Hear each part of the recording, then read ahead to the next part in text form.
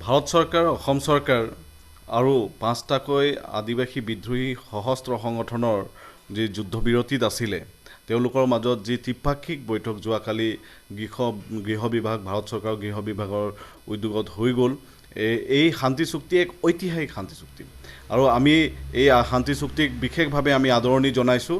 আদিবাসী জনগোষ্ঠীৰ বাবে এয়া এক বহুত শুভবাৰ্তা।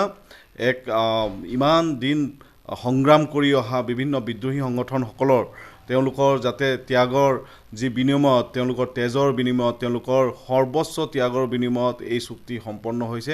তাৰ বাবে মাননীয় ভাৰতবৰ্ষৰ প্ৰধানমন্ত্ৰী নৰেন্দ্ৰ মোদী ডাঙৰীয়াক ধন্যবাদ জনাইছোঁ। তাৰ লগতে আমাৰ ভাৰতবৰ্ষৰ গৃহমন্ত্ৰী অমিত শ্বাহ ডাঙৰীয়াকো আমি ধন্যবাদ জ্ঞাপন কৰিছোঁ।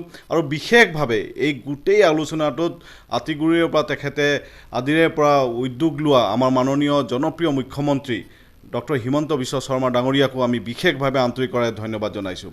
আজি আমি সুখী আদিবাসী জনগোষ্ঠীৰ এই বিদ্ৰোহী সংগঠন, বিদ্ৰোহী গোটসমূহ, সশস্ত্ৰ গোটসমূহ যাতে শান্তি আলোচনাৰ মাধ্যমেৰে আৰু বেছি আমি যাতে ইয়াত উন্নয়ন সাধিব পৰা যায়, এই জনগোষ্ঠীটোৰ উন্নয়ন হ'ব পৰা যায়, তাৰ বাবে যি উদ্যোগ লৈছে ভাৰত চৰকাৰ আৰু অসম চৰকাৰে, এয়া আমি তাৰ বাবে বিশেষভাৱে আমি সুখী হৈছোঁ।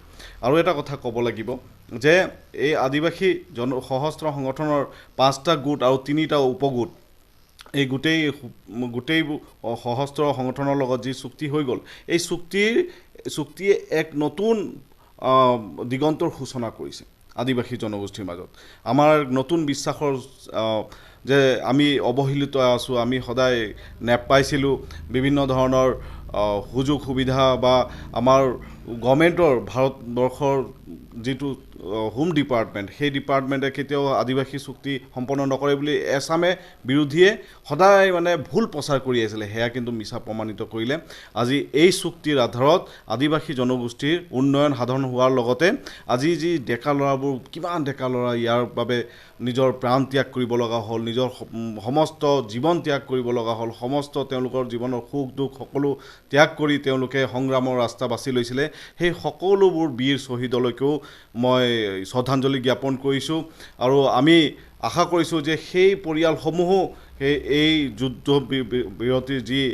যুদ্ধবিৰতিৰ পাছত যি শান্তি চুক্তি সম্পন্ন হ'ল, সেই সম্পন্ন হোৱা শান্তি চুক্তিটো তেওঁলোকেও ইয়াত গুৰুতৰ স্থান পাব আৰু তেওঁলোকৰ পৰিয়ালবৰ্গও গুৰুতৰ স্থান পাবগৈ।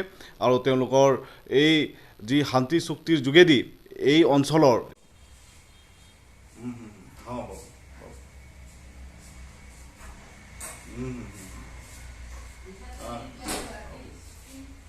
ঠিক আছে।